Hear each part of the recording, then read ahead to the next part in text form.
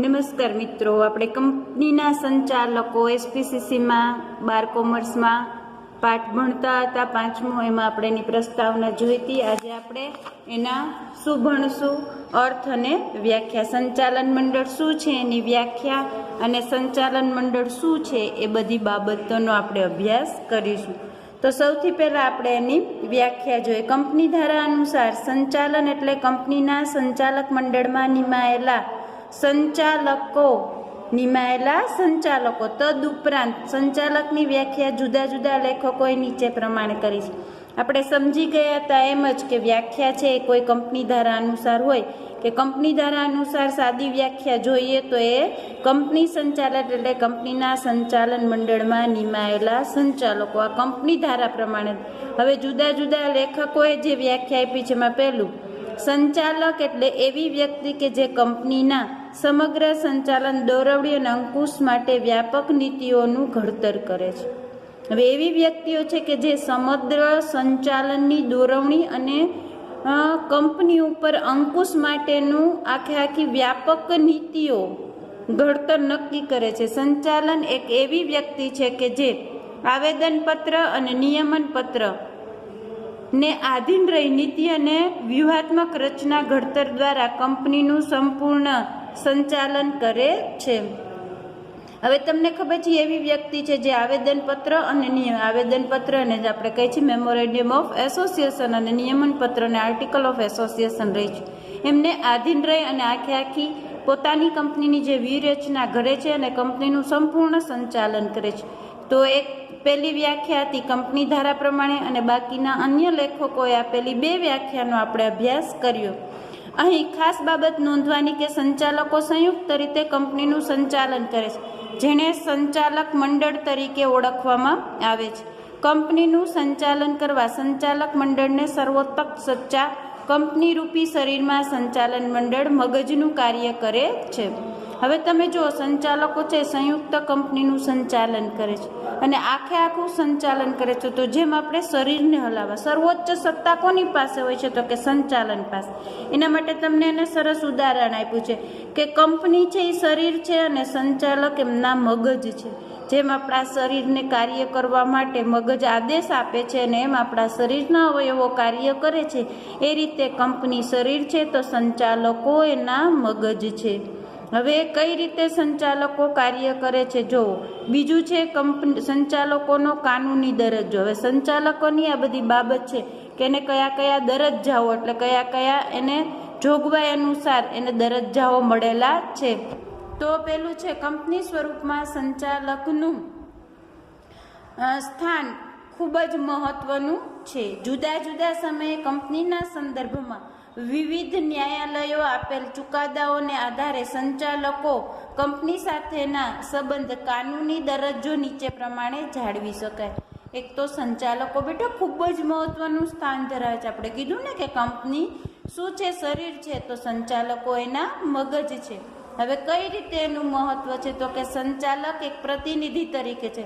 સંચાલકો શેરધારકોના પ્રતિનિધિ છે. તેઓને ચૂંટી કાઢવામાં આવે છે. તેમની સેવા બદલ મહેનતાણું આપવામાં છે, પરંતુ તેઓ કંપનીના પગારદાર કર્મચારી નથી. એ શું છે? કંપનીના શેરધારકો, પ્રતિનિધિઓ છે સંચાલકો, અને એ શું કરે છે? સેવાઓ આપે છે.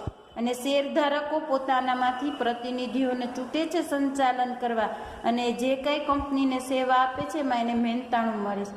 ખાસ યાદ રાખજો, એ કોઈ પગારદાર કર્મચારી નથી, કારણ કે કંપનીનું સંચાલન શેરધારકો દ્વારા ચૂંટાયેલા પ્રતિનિધિઓ દ્વારા થાય છે. સંચાલકો કંપનીના આવેદનપત્રમાં જણાવેલી સત્તાની મર્યાદામાં રહી કાર્ય કરે છે. સત્તા બહારના કાર્ય માટે સંચાલક વ્યક્તિગત રીતે જવાબદાર છે.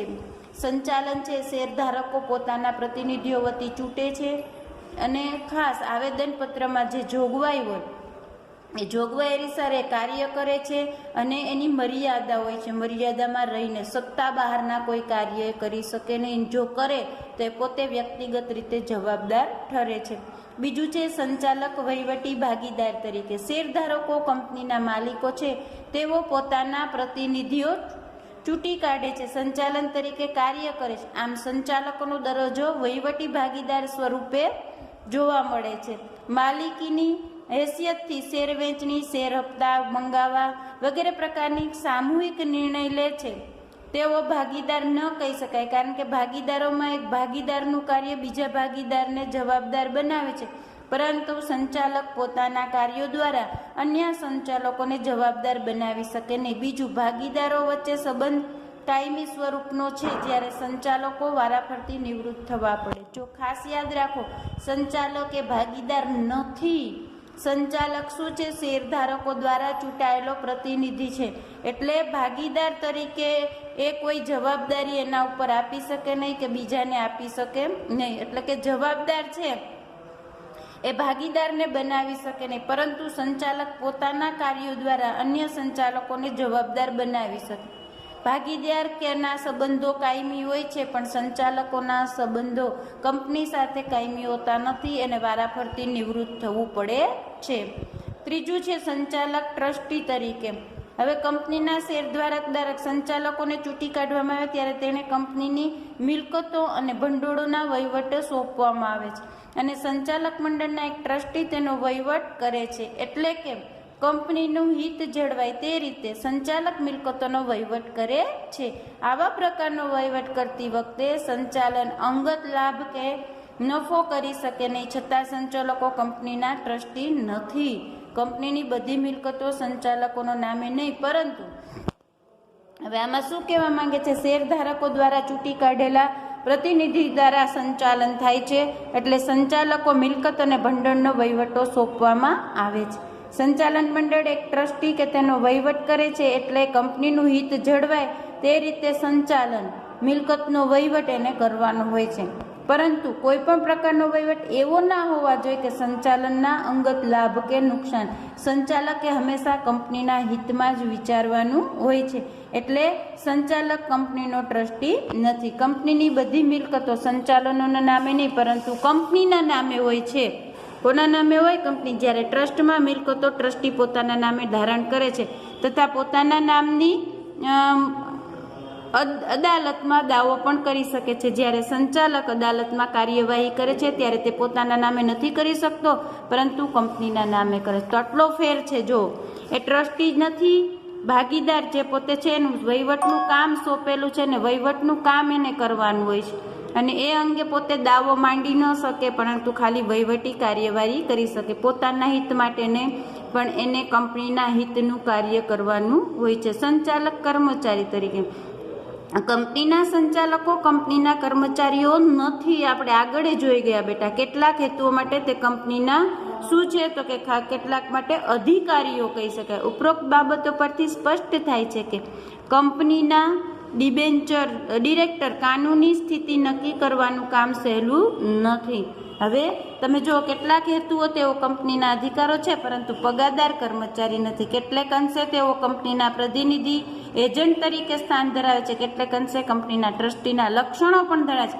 આમ તેઓ 4 સ્વરૂપની લાક્ષણિકતા ધરાવતા વિશ્વનીય સ્થિતિ ધરાવે છે. એટલે એ શું કરે છે? જો કાનૂની સ્થિતિ નક્કી કરવી સહેલું નથી, એના માટે હેતુઓ એના અધિકારીઓ છે, પણ પગારદાર કર્મચારી નથી. ખાસ યાદ રાખો, થોડે ઘણે અંશે એને એજન્ટ તરીકે સ્થાન ધરાવે છે, ક્યાંક એને ટ્રસ્ટીના લક્ષણો ધરાવે છે. આમ એ 4 લાક્ષણિકતાઓ ધરાવતા હોય છે.